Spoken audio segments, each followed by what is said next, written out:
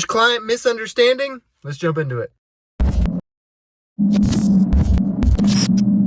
going to tell you a quick story, and then I'm going to ask you a couple of questions.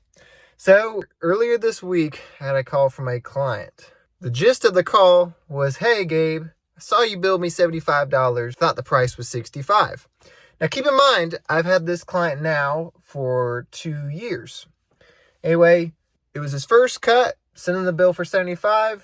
He said, "Hey, man, I thought we agreed upon $65. Now, I went back and checked my Venmo records and saw that I billed him $75 for 4 services from the last year.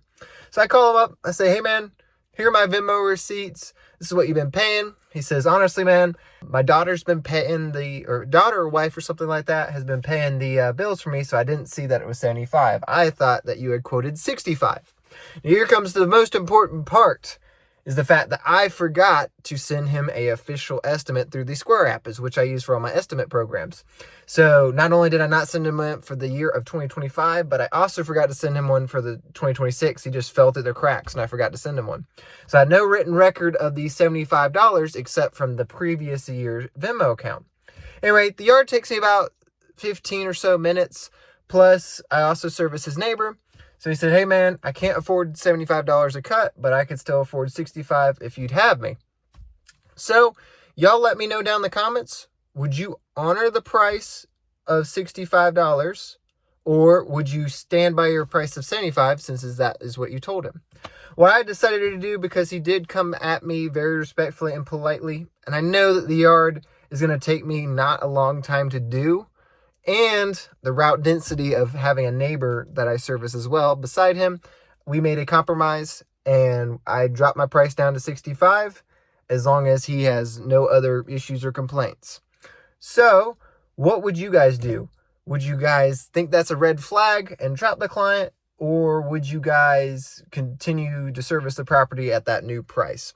Now, I can see it both ways. I can see you seeing red flags and maybe offering him to a different company. With that specific property, I was push mowing the backyard because I didn't have my 36-inch commercial mower.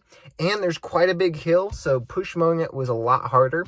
So it used to take me 30 to 45 minutes with the push mower. But now that I have a commercial 36-inch, it takes me about 15 minutes. So I can just go. So y'all let me know what you guys would do. I also see it from my point of view on having those benefits of route density, not taking me as long. And overall, he's a cool, chill guy. Very respectful, very kind. But just an interesting scenario.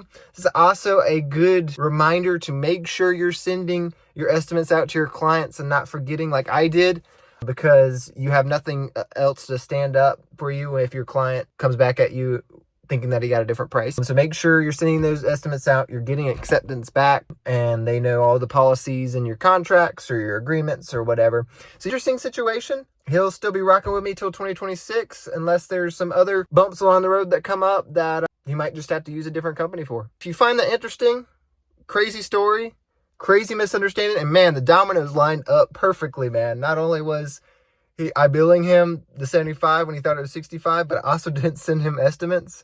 So it was just a crazy coincidence. And hope that was helpful. Bring some insight to making sure that you keep your estimates on track and keep your pricing in order. It is hard. Stay nice to your clients. We're able to figure it out and work for a good, positive solution for them. Anyway, stay safe, stay tuned, stay unbroken.